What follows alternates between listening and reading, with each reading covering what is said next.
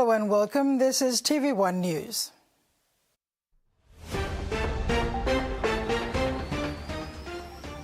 In this edition, Media Awards celebrate excellence, Marape congratulates Albanese, and PNG beat Tonga.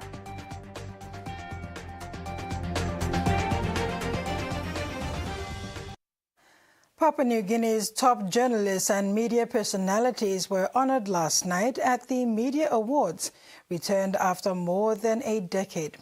Held fittingly on World Press Freedom Day, May 3rd, the event drew leaders from across media, government and international partners.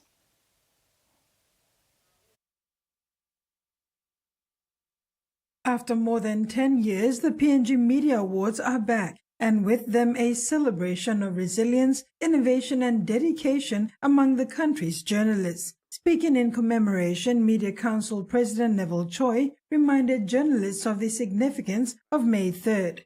Today we commemorate World Press Freedom Day, the only day in the year dedicated to our profession. It's a day to remember why we do what we do, to remember those who went before us and those who left us over the past year. It is also the day to speak to our truths as an industry.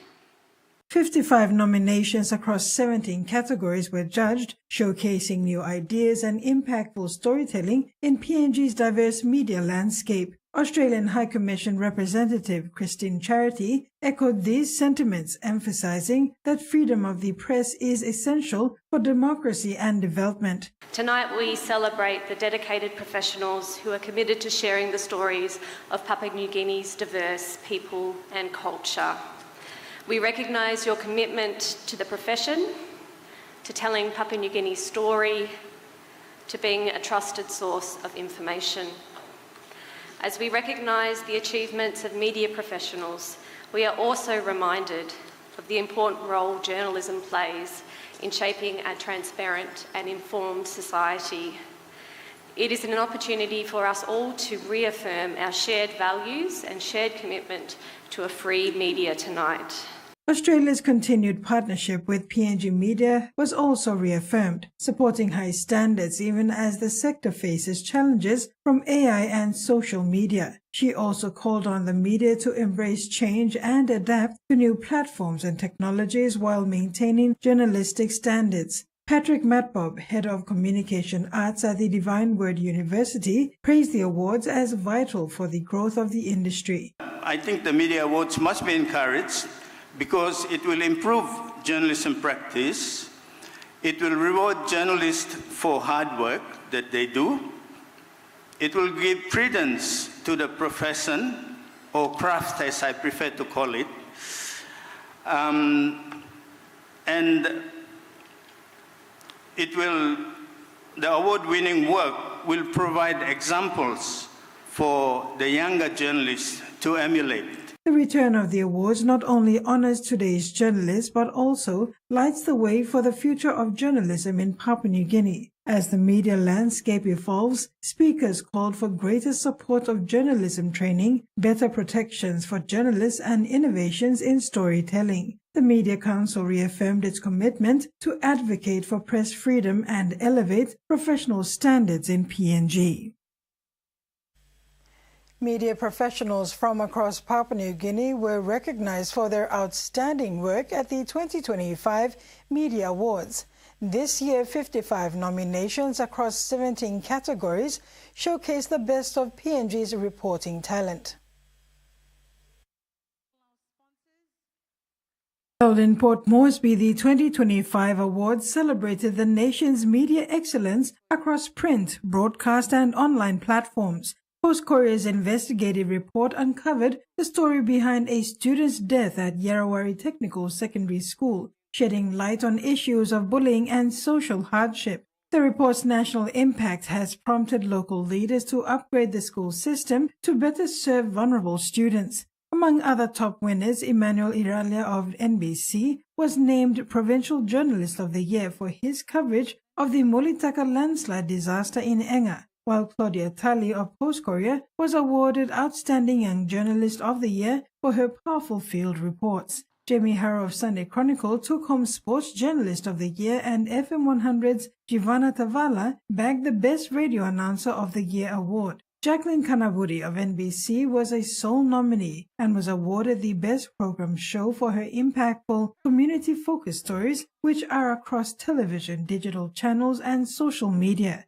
Her work stood out for bringing real community voices to the forefront and driving positive change. The prestigious Report of the Year was presented to Post Courier Online for its comprehensive, innovative coverage of the 2024 Papal Visit, a story that resonated nationwide. The MC PNG Media Awards 2025 celebrated journalists and media workers who continue to shine a light on critical issues, drive national conversation, and uphold the pillars of press freedom and accountability across Papua New Guinea.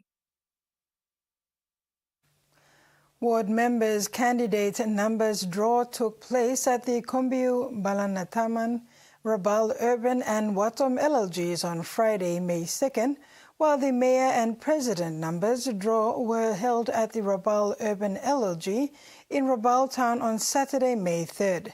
216 candidates will be vying. Ward members' candidate numbers draw took place at the Kombiu, Balanataman, Rabaul Urban and Watom local government on Friday, while the mayor and president numbers drew were held at the Rabaul Urban LLG in Rabaul Town on Saturday.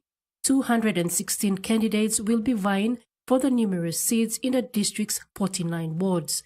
In Watom local level government, candidate Catherine Boma from Valaur Ward will race against 7 male candidates for the president's seat, while candidate Mutumut Nurvue will be racing against 3 male candidates for Rakival Ward member seat. In Balanataman LLG, there are 6 women candidates. In Rabaul Urban, 9 women will be contesting, and in Kombiu LLG, the lone female Joyce Urami will contest for Matupit Ward 5. Rabaul District Election Coordinator John Matava noted the collective presence of these women candidates, which marks a significant moment in Rabaul's political history and a momentum towards empowering women in leadership roles.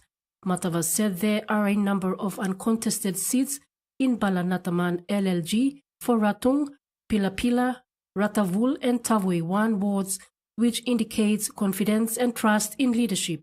Wards with only 2 candidates will use the first-past-the-post system.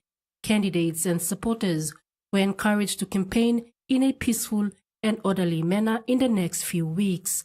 Susan Oreape, TVWAN News. Do stay with us. TVWAN News continues after the break.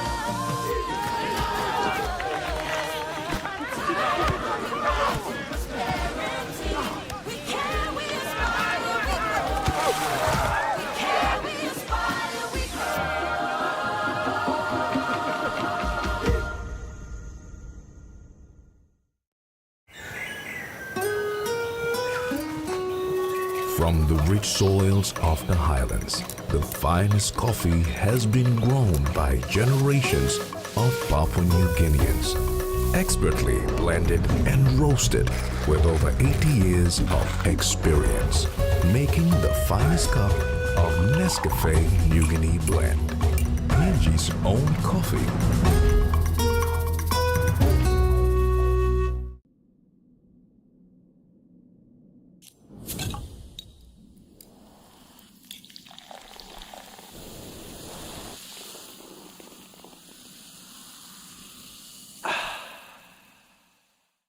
Open Net.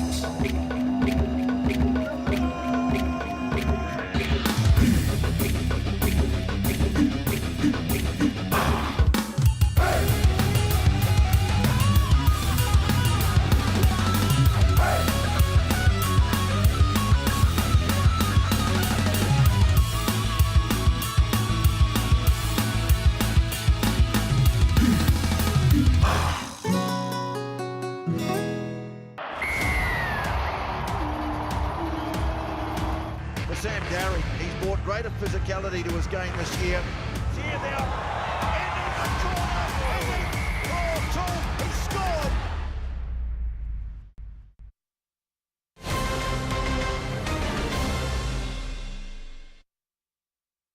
Welcome back and thanks for staying with us. Prime Minister James Marape, on behalf of the government and people of Papua New Guinea, congratulated his Australian counterpart, Anthony Albanese, on his re-election as Prime Minister of Australia. Marape reaffirmed the bond in friendship, cooperation and shared history between the two nations. Prime Minister James Marape says Albanese's re-election reflects the trust and confidence that the Australian people place in his leadership and the government's direction. It is also a moment to reflect on the strength and maturity of Australian democracy, which continues to inspire the Pacific region. As Papua New Guinea celebrates 50 years of independence in 2025, PM Marape reflected on the historic ties between the two nations, particularly the founding roles played by the Australian Labor Party and Papua New Guinea's Pangu Party. Prime Minister Marape commended Prime Minister Albanese for his commitment to the Pacific, especially championing PNG's development aspirations and regional leadership role. He welcomed the Albanese government's continued investment in priority sectors such as infrastructure, education, health, climate adaptation, digital transformation, and regional security. Prime Minister Marape concluded by reaffirming Papua New Guinea's enduring commitment to its relationship with Australia, as PNG looks forward to working with Prime Minister Albanese and his government in this next chapter of relationship grounded in the traditions of partnership forged in 1975 and strengthened over 5 decades. Susan Oreape, TVWAN News. In turning abroad, cost of living dominated the election campaign and was a key issue for voters as they went to the ballot box.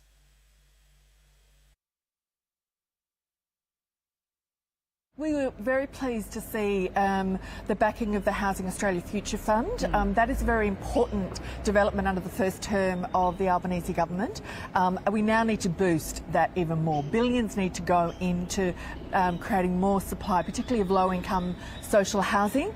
And we didn't see that commitment for the billions that we need in the election period. And so we're urging the Prime Minister now to do the hard work to get more supply, particularly low-income housing. And I do want to acknowledge this morning that for many of the people that we represent and the experience for very low-income people has not changed. We saw tax cuts offered, but we didn't see fixing the rate of Social Security. A job seeker is still just $56 per day. I want to thank all of the parliamentarians, the crossbench, who called for that payment to be properly fixed. This is a government that now has a chance to do that, and we're urging them to do the right thing and be bolder in this second term, because for far too many people, on the very least, they didn't get the policy commitments that we wanted to see in this election from either of the major parties. Cassandra, we're just seeing people walk into the mall now to try to do their grocery shoppings. I saw a woman with a huge bag to try to get her grocery shopping. Groceries, cost of living, how, the basic necessities have been unaffordable to many people. Do you think that the Labor Party would be able to address that with all the policies that they promised over the campaign? Look, in the first term, we certainly saw them get on top of inflation. That was really important. And we still have relatively low unemployment in Australia. So we have a moment here to finally turn this picture around in terms of cost of living. What would you like to see? What we need now is to fix Social Security, so it is adequate. Job seeker needs to go up. Yep. Youth allowance needs to go up. Those Social Security payments are so essential for people. Second is the big boost in social housing. Tax reform would really help us in the housing crisis. Let us make sure that stays on the table. We're all ready to work with this government on fixing tax reform, and finally on energy bills. No more energy relief rebates for everybody. Not everybody needs it.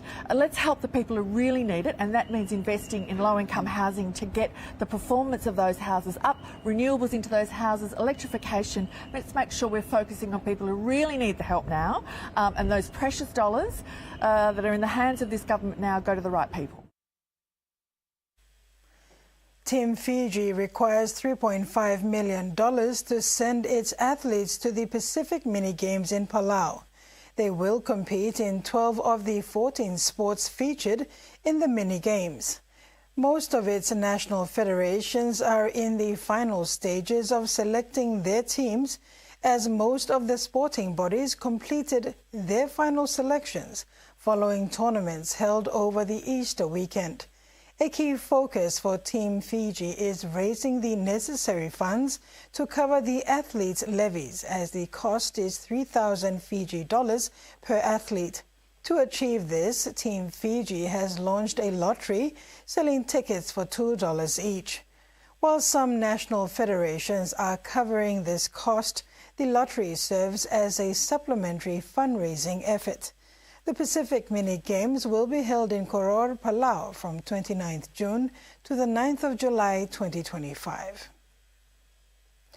And that ends the news segment. Sports is next. Stay tuned.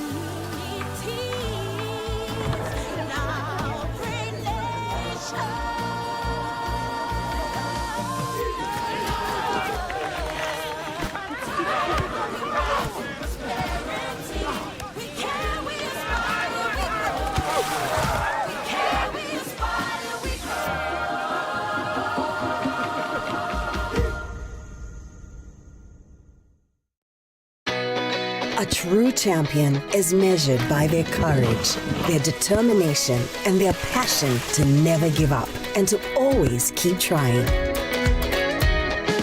With a delicious Milo in milk taste and added nutrients, Milo in milk is a great way to fuel our little champions with nourishing energy every day. Because true champions give it their all. Milo, PNG and Mia. Find PNG made. Hurry PNG and enter today to be considered for the 2025 Power Play PNG Awards. Brought to you by ExxonMobil and the PNG LNG project, these awards recognize exceptional Papua New Guineans making significant contributions in the LNG and decarbonization industries. Could you be Papua New Guinea's next great power player? There's only one way to know. Enter now to find out.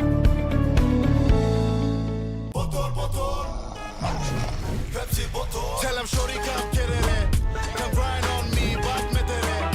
Mommy get loose, get loose, get loose. Pepsi in my hand, ice cold, no excuse. I tell him who's gonna bring that groove down. Pepsi with the fresh sound. Tell him who's gonna bring that groove down. Pepsi with that fresh sound. Pepsi, give me some Pepsi bottle. Pepsi, you like him? Pepsi, you like him? Pepsi bottle.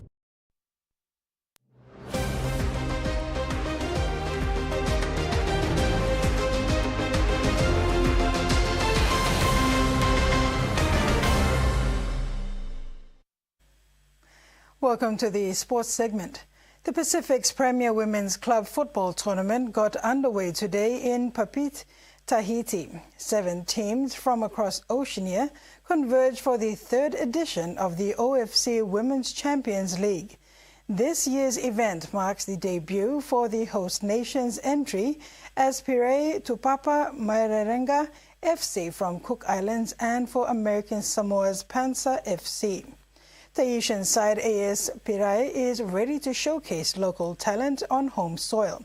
The players are inspired, not intimidated, by the opportunity and eager to perform in front of their home crowd. Reigning champions Auckland United FC are entering the tournament in strong form, with 7 league matches already under their belt this season. Hikari United of PNG, runners-up in the previous 2 editions, returned with a mission to finally secure the title. Coach Erickson Komeng believes his side has grown from past heartbreaks. Smaller Pacific nations are also stepping in to the spotlight. Coming off 8 points to 6 at halftime, the PNG Hunters never looked back as Brendan Nimmer stood out with a hat-trick, sealing the big win, 30 points to 12, beating the Wynnum Manly Seagulls in front of a passionate crowd at the National Football Stadium this afternoon. With a good defensive play showed throughout the match, the Seagulls were kept at bay with a few disallowed tries, which the Hunters capitalized on. Here are the highlights. Short side left, still going, goes right through and gets that ball down. I think he got it down. Referee's right there. And there it is, the first try. The other way, 1 dummy, 2 dummies, and then he sets up Brendan Nimmer, puts on the brakes and goes again, and over he goes. PNG Hunters finally have responded. The ball quickly, back to the middle they go. Tony Wab, a bit of footwork there. Mawoko now with the footy. Glare sends it away. This time it's Brendan Nimmer. And he cruises over. Did he get the it left down? corner for his second. Here he goes, the footwork. Run. And the referee says it's all clear. And the put down is sensational from the PNG Hunters. Whiz kid is here for PNG. And this time it's Solo Wane, the speed demon from South. Here's a break back on the inside. Too good from Wynnum Manly. And they've hit back against the run of play, and it's the number 6. The short side this time is Brendan Nimmer picking up a hat-trick today. What a performance by PNG, especially Brendan Nimmer. Robert Marius support on the outside, and Solo Wane goes in. The flyer. South power. Yeah, I was saying that there's a try left in PNG Hunters, and it was through Trevor Stoller going in again. Pacific and also in Papua New Guinea. That's PNG Hunters at their best, scoring the last 15 minutes of the big match. On Saturday, May 3rd, Papua New Guinea picked up a comprehensive 5 points to 2 victory over host Tonga at the Teufeva Stadium on the OFC Under-16 Men's Championship. All 5 of PNG's goals came in the first half, with Peter Yagum and Boaz Tommy scoring twice before Tonga rebounded for 2 consolation goals of their own in the final quarter. Papua New Guinea are hoping to reach the OFC Under-16 Men's Championship for the first time since 2018 at this year's qualifying tournament after a 7-year absence, and they made a blistering start, Alban Rani and Peter Yagum scoring to give them a 2-goal lead inside the first 13 minutes. Tonga briefly steadied the ship and should have scored from 2 big opportunities close to the half-hour mark. Instead, they were 3 goals behind in the 30th minute when Tommy nodded home a delivery from Yagum off the right flank. He added his second from the penalty spot 7 minutes later, with Yagum completing his double just before the break to give Papua New Guinea a 5-goal lead. They struggled to maintain the same intensity through the second half, however, as injuries and errors dented their progress. That allowed Tonga to score 2 late consolations, giving the home fans something to cheer about. Sitaleki Kautai scored their first in the 66th minute before Si'o Eli Veatupu added a second goal deep into stoppage time. All 4 All four sides are back in action again on Tuesday when PNG faces American Samoa and Tonga battle with Vanuatu. Susan Oreape, TVWAN Sports. The Port Moresby Vipers have maintained their good run in the first month of the Digital ExxonMobil Cup Competition 2024 after narrowly defeating Wagitumbe 20 points to 18 in Port Moresby yesterday. This victory keeps Vipers in the top four under the guidance of rookie coach Brendan Gotuno. The Moniplus NCDC Port Moresby Vipers have won 3 matches and drawn 1 in the 2025 Digital ExxonMobil Cup competition. Vipers are among few form teams at the start of the season, as shown in the game against Wagitumbe when they came from behind to wrap up the match in a close 20 points to 18 win. The visiting Wagitumbe led at half-time break 12 points to 6 and was on track for an upset win. But the inspiration in the sheds from Vipers coach Brendan Gotuno gave his side enough motivation to win the game. I think during the first half we've made a lot of mistakes, too much errors. And then on the second half I mentioned to the boys that we have to stay disciplined and complete our sets and play what we trained for. And yeah, I think the boys did that. Gotuno added that the Vipers did a lot better in discipline, minimized the errors and were rewarded with the win. Captain Gilmore Paul scored a hat-trick and led his side to a close win. He was later named player of the match. Paul attributed his performance to the overall performance of the team. Just second half, coaches talking about just polish him up individually, make it work play individual. Teamwork. That's why we come up the second half good defense. We win again. Thank you. Always put in good performance, teamwork. That's why we come up on the metrics. Yeah. Asila Wagitumbe coach Tony Dye said it was a fair game. Dye said his side couldn't nail it in the end as Vipers were the better side on the day. Our young guys will bring it straight from the Governors Cup, and then they give a good game. Unfortunately, Vipers, they get a good side. They're better than us, so it's good. Good performance. I think we might come better next time. The Port Moresby Vipers host winless Kimber Cutters in Port Moresby next weekend, and Wagitumbe meet PRK Gulf ISO at the John Ambane Oval in Maine. Rex Lita, TV1 Sports. And that's all we have for sports. Now for the weather forecast.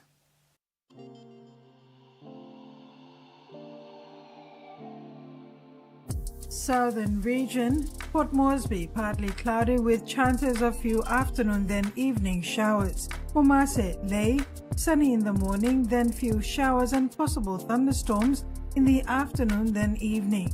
New Guinea Islands, Lorengau and Kavieng, some showers and possible thunderstorms. And Highlands region, Mount Hagen, morning fog clearing into mostly fine then cloudy periods with afternoon showers and thunderstorms.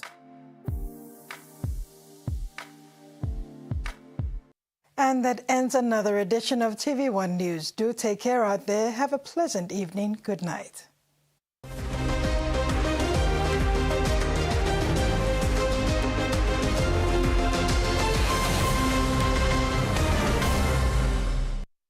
The TV1 News was proudly brought to you by